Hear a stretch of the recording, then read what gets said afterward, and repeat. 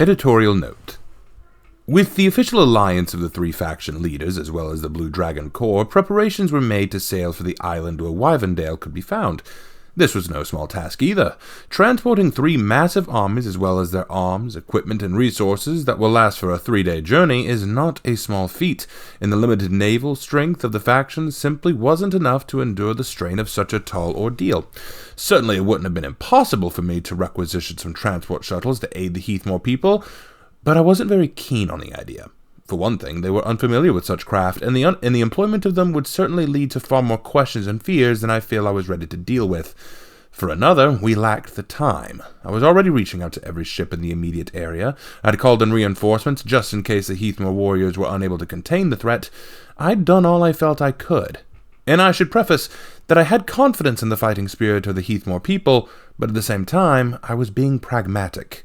This was a chaos cult, working to likely summon a demon, so I had little choice but to not only prepare for the eventual defeat of the Heathmore warriors, but also use their defeat to my advantage if necessary. As an agent of His Majesty's Holy Inquisition, I cannot afford to be anything less than dispassionately cold when it comes to the enemies of mankind.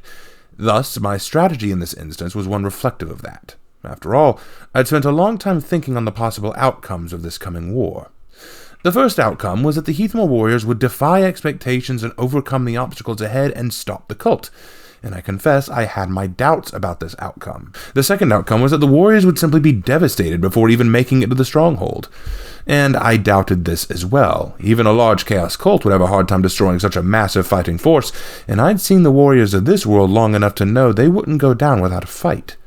The third outcome, and the most likely, is that the Heathmore warriors would reach the stronghold but be unable to penetrate the defenses of the fortress.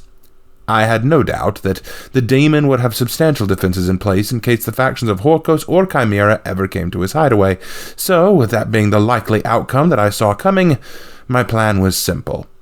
Heathmore was simply a distraction. A massive army rushing the stronghold of Wyvendale was merely the bait to draw out the primary cult's fighting force and engage the enemy openly. Meanwhile, myself and a battle squad of Sororitas would take a ship and fly over the fighting to reach the center areas of the stronghold. We'd then fight our way to the ritual site and put a stop to this ourselves.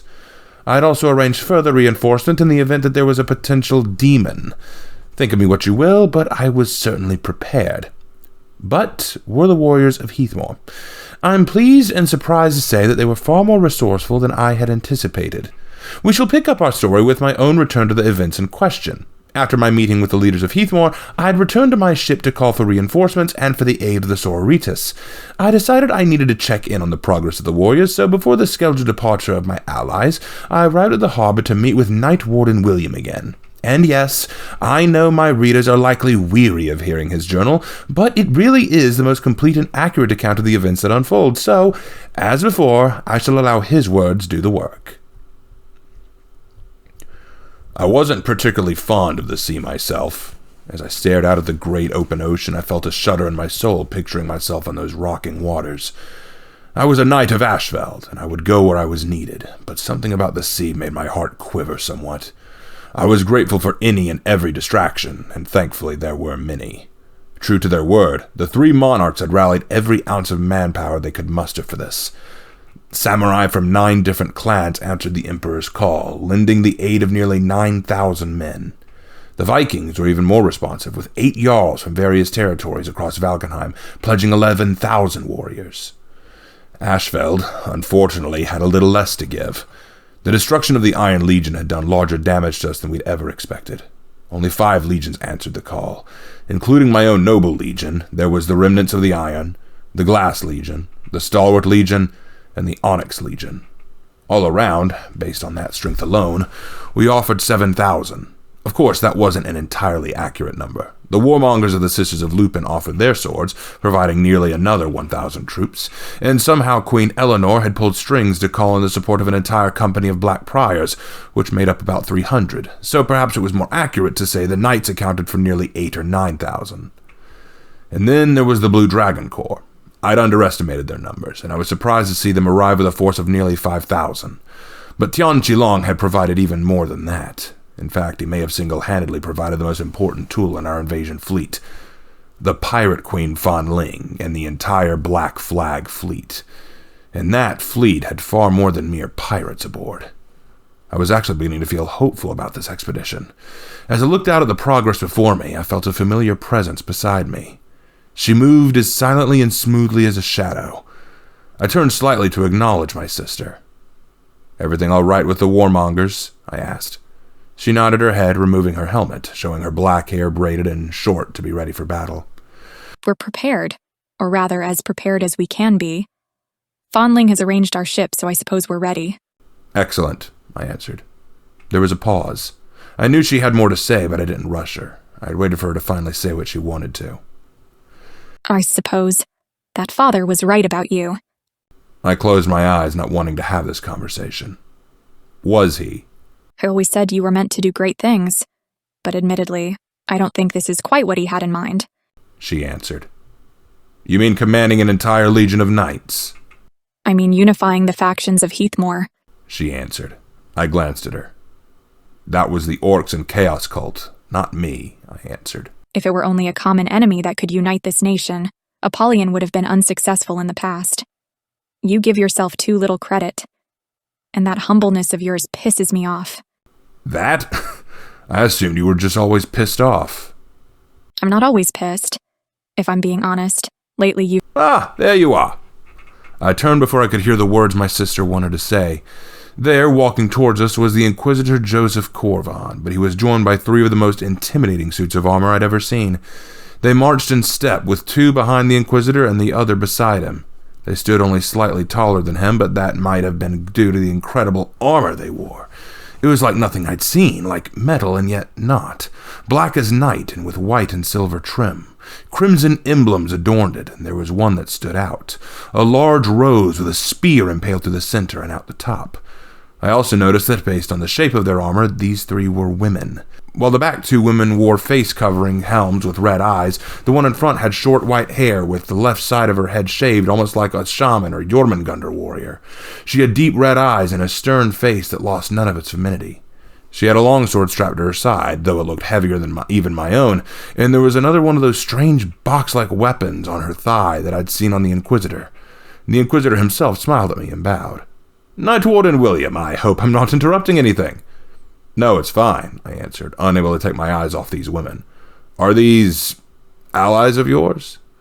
"Ah, yes. May I have the pleasure of introducing Sister Superior Christa of the Order of the Sacred Spear of the Adeptus Sororitas."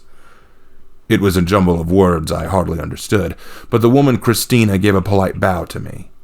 "The Inquisitor speaks highly of you, Night Warden," she said with a softer voice than her intimidating presence suggested. "I understand you bested an orc war boss in single combat with nothing but a longsword.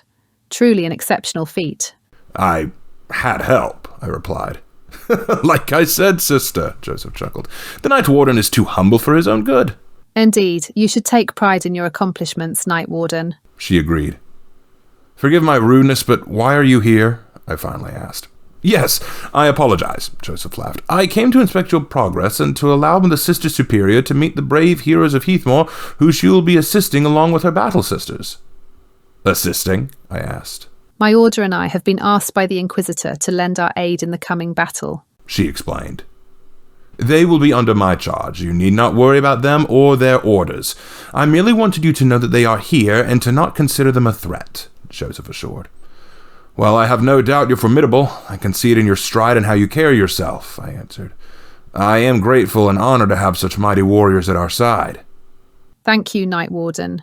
You honor me and the Order of the Sacred Spear." "Now, as to your preparations, I see you've amassed a large armada, but who's leading it?" Joseph asked. Perhaps I need to make an introduction as well."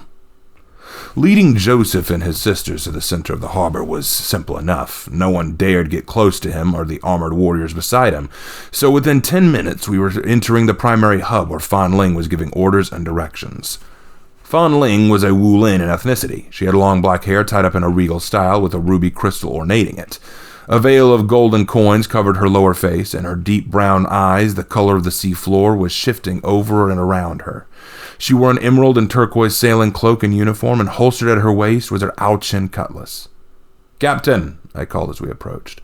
The woman turned like a flowing water vein, and her eyes found me. "Aye, William, are you ready to embark?" She paused as she saw the Inquisitor and Christina approach with the other sisters. Inquisitor, this is Fan Ling, the pirate queen of the Black Flag Fleet and the one leading our armada. A pirate? Am I to understand that this fleet is being commanded and led by criminals? Sister Christina asked, a hint of revulsion in her voice. Calm yourself, sister, Joseph spoke up. Things here are not the same as they are for the rest of the Imperium. We should be considerate and helpful, not accusatory. As you wish. The sister shot him a look of disapproval, but stood down again. Well, on to business then, Joseph proceeded. I'd like to inquire about the Armada and how you intend to reach Wyverndale. Simply put, this isn't an easy undertaking. The voyage will take 3 days, which is already a rather liberal estimate. My ships are the best available, but we will have to move slower, as we'll be joined by some Viking longships and a Jormungandr junct. Fan Ling answered. The Jormungandr, I asked. So they agreed to join us after all? Their island is close to Wyverndale. We'll have to make a stop at Store Stronghold to allow them to join our fleet. But they have sent word they will join us, which, I am not ashamed to admit, is a relief. From what I understand, we'll need them for the coming fight, won't we? Also, I have received letters from contacts in various other territories beyond Heathmoor.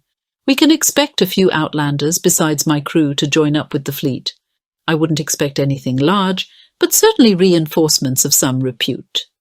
Fan Ling answered. Outlanders? Joseph asked.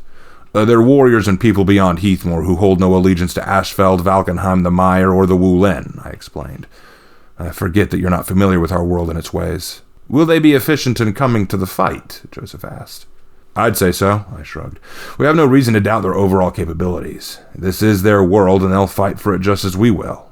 Joseph smiled at this, I noticed, but I began to wonder, what would this Inquisitor do in the meantime? Surely he didn't intend to fight alongside us, as he'd stayed on the sideline so long. I asked him, and he laughed. The sisters and I have our own battle to wage, but I assure you we will be doing our part. I had no reason to doubt him, and yet there was something behind his tone that unnerved me.